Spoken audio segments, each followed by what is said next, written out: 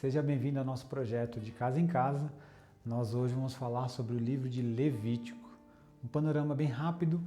Nós dissemos que em Gênesis, o livro dos princípios, Abraão é o homem chamado para a partir dele ter um povo.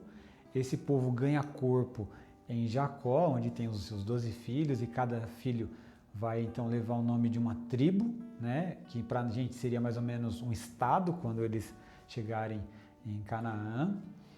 E nós falamos sobre o Êxodo, porque a Gênesis termina com esse povo escravo do Egito. Êxodo é o livro da libertação e nós chegamos no livro de Levítico. E o livro de Levítico, eu gostaria de ler capítulo 11, versículo 45, que é o tema central do livro.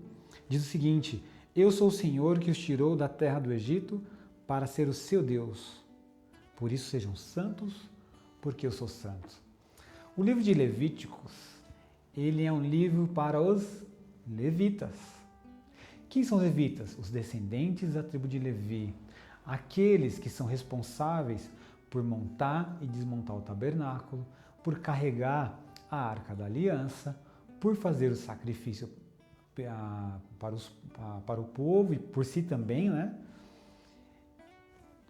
Mas também não fala só disso Levíticos. Levíticos, ele é um livro fundamental, principalmente para a gente entender o que Hebreus está dizendo. E eu gostaria de ler alguns versículos com vocês aqui, que eu já deixei impresso para ser mais rápido, que para mostrar qual que é a diferença de Levíticos, do sacerdócio levítico para Jesus. Então, quem é sacerdote em Levítico? O Senhor disse a Moisés: Traga Arão e seus filhos suas vestes, o óleo da unção, o novilho para a oferta pelo pecado, os 2 carneiros e o cesto de pães sem fermento. Então, Arão é o sacerdote. Agora, isso Levítico 8:12. Agora em Hebreus 4:14-16 diz o seguinte: Portanto, visto que temos um grande sumo sacerdote que adentrou os céus, Jesus, o Filho de Deus, apeguemos com toda firmeza a fé que professamos. E continua. Então, no Novo Testamento, o sacerdote, que era Arão, e depois toda a descendência de Levi, e aí o sumo sacerdote precisava ser da descendência de Arão, descendente de Levi, descendente de Arão, ok? Todos os sacerdotes poderiam ser qualquer um filho de Levi, mas o sumo sacerdote tinha que ser filho de Levi, mas também filho da linhagem de Arão, tá bom? E o sumo sacerdote? O sumo sacerdote no Antigo Testamento, Levítico 9, 1 e 2. 8 dias depois, Moisés convocou Arão e seus filhos e as autoridades de Israel. E disse a Arão: Traga um bezerro para a oferta pelo pecado e um carneiro para o holocausto, ambos sem defeitos, e apresente ao Senhor. O sumo sacerdote, Arão, no Antigo Testamento, ele precisava oferecer o sacrifício pelo povo e por si, porque ele era pecador. Mas Hebreus 7, 26 a 28 diz o seguinte: É de um sumo sacerdote como este que precisávamos, santo, inculpável, puro, separado dos pecadores, exaltado acima dos céus. Ao contrário dos outros sumos sacerdotes, ele não tem necessidade de oferecer sacrifício dia após dia, primeiro por seus próprios pecados, depois pelos pecados do povo. Ele fez isso de uma vez por todas, quando a si mesmo se ofereceu, pois a lei constituiu sumo sacerdote a homens que têm fraquezas. Mas o juramento, que veio depois da lei, constituiu o Filho perfeito para sempre. Arão imperfeito, Jesus perfeito. É esse o nosso sumo sacerdote. Sacrifícios.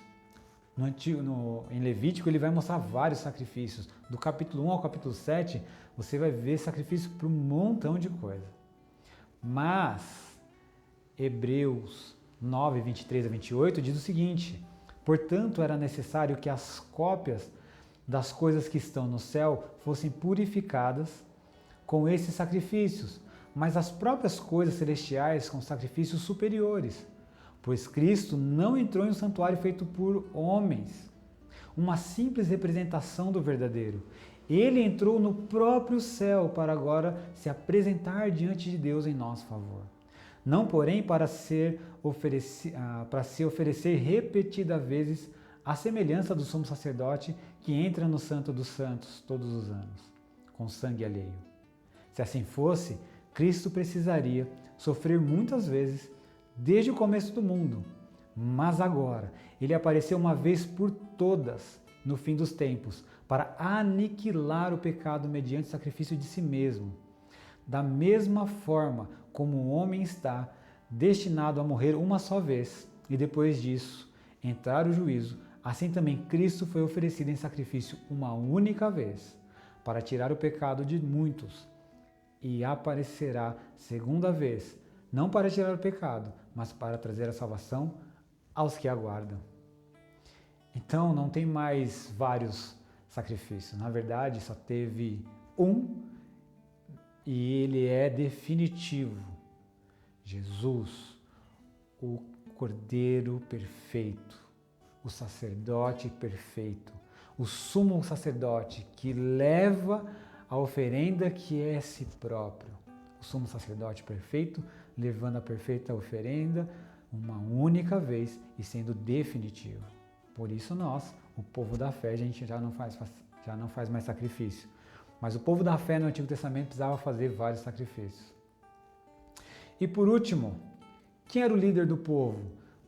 Em Levítico, Moisés. Mas Hebreus 12 diz o seguinte: portanto, também nós, uma vez que estamos rodeados de tão grande nuvem de testemunhas, lembrando o capítulo 11 sobre os heróis da fé, livremos-nos de tudo que nos atrapalhe do pecado que nos envolve e corramos com perseverança a corrida que nos é proposta, tendo os olhos fitos em Jesus, o autor e consumador da nossa fé. Ele, pela alegria que lhe fora proposta, suportou a cruz, desprezando a vergonha, assentou-se à direita do trono de Deus. Pensem bem naquele que suportou tal oposição dos pecadores contra si mesmo, para que vocês não se cansem nem desanimem. Esse é o nosso líder perfeito, Jesus. Eu quis dar essa diferenciação, porque se a gente fala só de sacrifício, a gente já não faz mais. Então, para você começar a entender que o Antigo Testamento tinha uma linha e o Novo já tem outra. Nós estamos depois de Jesus. Mas a gente vai ter que entrar em algumas coisas que já não é mais do nosso tempo. Por exemplo, o sábado. O sábado é o único mandamento de Êxodo, por exemplo, que não aparece no Novo Testamento. Na verdade, quando aparece, por exemplo, em Colossenses 3,16, dizendo para que ninguém nos julgue por festa qualquer uma ou por dias sagrados. Então, o sábado foi excluído como mandamento e a gente guarda o sábado no sentido simbólico de descanso, de outras formas, ok? 3 perguntas para você, muito simples. Primeiro, o que é ser um levita? Não responde o que é aquele que canta, não tem a ver. O que é ser um levita? 2, por que Jesus precisou morrer? Essa pergunta é difícil. 3, quem é o nosso líder? O líder da nossa fé. Que Deus abençoe. Boas reflexões.